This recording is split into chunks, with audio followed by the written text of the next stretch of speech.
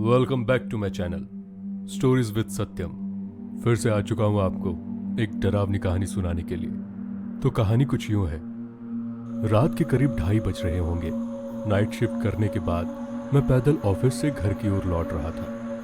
वाहन ना होने के कारण बीते 1-1.5 साल से महानगर की सूनी बियावान और लंबी सड़कें हमसाया बनकर मेरे साथ चलती रही हैं। बाप रे, इतनी लंबी लंबी और भूतिया सड़कें खत्म होने का नाम ही नहीं लेती। बस चलती रहती है, रुकने का नाम ही नहीं लेती। कहीं ऐसा घनघोर अंधेरा कि पैर कहाँ पड़ रहे हैं पता ही ना चले, तो कहीं खंभों की लाइट से फूटते सफेद झिलमिलाते प्रकाश में नहाती सड़कों की खूबसूरती देखते ही बनती है। रोजाना एक रूटीन होने के कारण अब इन सूनी और अंधेरी सड़कों से डर नहीं लगता। इन्हीं सूने और बियावान रास्तों पर दिन भर इतना हैवी ट्रैफिक और चहल पहल रहती है कि एक कदम पैदल चलना भी दूभर हो जाए। मई की बेरहम गर्मी, माथे से चूता पसीना और ऐसे में अचानक हल्की ठंडी ठंडी हवा चलने लगी। माथे के पसीने से टकराती ठंडी हवा कितनी शीतलता प्रदान करती है।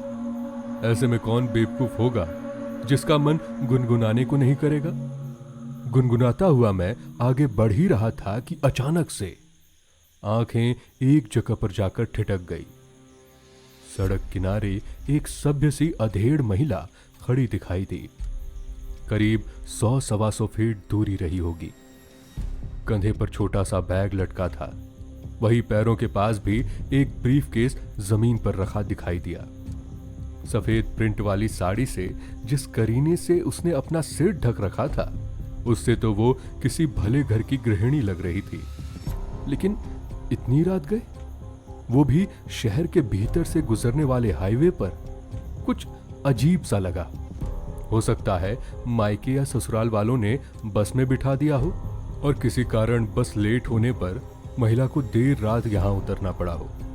शायद उसका घर कहीं आसपास ही होगा, या फिर शायद सवारी ऑटो या रिक्शे का इंतजार कर रही हो।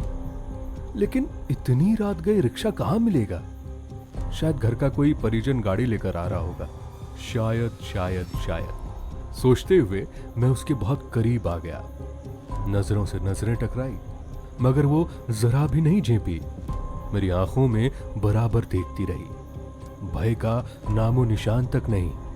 वरना इतनी अंधेरी और सूनी रात में एक अकेली महिला, कम से कम मुझ जैसे मवाली सरीखे इंसान को देखकर तो डर ही जाए। लेकिन वो तो लगातार घूरती रही। चेहरे पर ना कोई हाव ना कोई भाव। हाँ, होठों पर मुस्कान बराबर रही थी। मैं ही झेप गया। मुझे ही नजरें हटाना पड़ा, कहीं ऐसी वैसी तो नहीं। फिर एकदम से सिर झटका दिया। होगी कोई, मुझे क्या लेना देना। मैं तेजी से कदम बढ़ाता हुआ अनजान महिला को क्रॉस कर गया। अनजाने डर और शर्म के मारे मैंने फिर पलट कर नहीं देखा। ना जाने वो क्या सोच बैठे। चलते चलते मैं दूसरी सड़क पर आ पहुंचा। अब वो सड़क और महिला पूरी तरह से ओझल हो चुकी थी। कहीं कोई भूत वूत तो नहीं थी। थोड़ी देर पहले भला लगने वाला रास्ता अब भयभीत करने लगा था। मैं जल्द जल्द अपने घर पहुंच जाना चाहता था। इसी हड़बड़ी में चाल में गजब की तेजी आ गई और बड़े बड़े डग भरने लगा। करीब आधा 1 किलोमीटर ही चला था कि अचानक से मुंह से चीख निकल गई। वो महिला करीब 100 गज दूर उसके सामने सड़क किनारे ठीक उसी ढंग से खड़ी दिखाई दी। कंधे पर बैग और जमीन पर ब्रीफकेस। ये कब यहां कैसे आ गई? एक ही रास्ता तो है। ना कोई गाड़ी निकली, ना वो पैदल दौड़ती हुई मुझसे आगे निकल गई। मेरा पूरा शरीर डर के मारे पसीने से तरबतर हो गया। लगा कि आज रात आखिरी रात है। वो भूतिया औरत कुछ देर में मुझे चबा चबा कर खा जाएगी। मैं बेतहाशा भागा, इतनी तेज कि पता ही नहीं चला कि वो औरत कब पीछे रह गई। भागता रहा और सीधे घर पर जाकर ही रुका। सांसें धौंकनी सी चल रही थी। घर के बाहर ही कुछ पल खड़ा रहकर अपनी सांसों पर कंट्रोल किया। अगले दिन शाम करीब 5 बजे ऑफिस पहुंच गया। एक बुजुर्ग कर्मचारी को रात का सारा घटनाक्रम सुना डाला। हंसते हुए नूर चाचा बोले, अरे कहीं बूचड़ खाने के पास की बात तो नहीं कर रहा? बूचड़ खाना?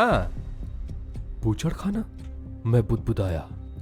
हाँ हाँ, बूचड़ खाना, साल्टर हाउस, जहां जानवर कटते हैं। बेटा वो सड़क बहुत खतरनाक है, बहुत हादसे होते हैं वहां। तेज रफ्तार बड़ी गाड़ियों ने बहुत सारे लोगों को कुचला है।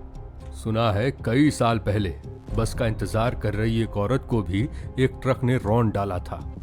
तुझे ही नहीं, बहुत सारे लोगों को दिख चुकी है।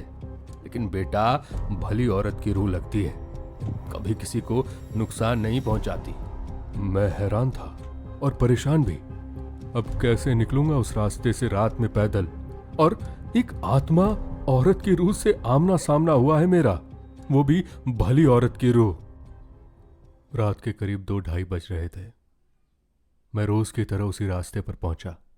मेरे दिमाग में उस चचा की कही हुई बातें याद आ रही थी। दूर दूर तक कोई दिखाई नहीं दे रहा था। फिर अचानक से पीछे से आवाज आई, छम छम छम छम। मैं रुक गया। डर के मारे मेरा दिल जोरों से धड़क रहा था कि पीछे से आवाज आई, सुनो। मैं डर के मारे पीछे पलटा, लेकिन पीछे कोई नहीं था।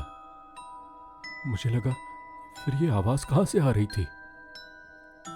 मैंने जैसे ही आगे देखा, वो मेरे सामने खड़ी थी। मेरी ऐसी हालत पहले कभी नहीं हुई थी।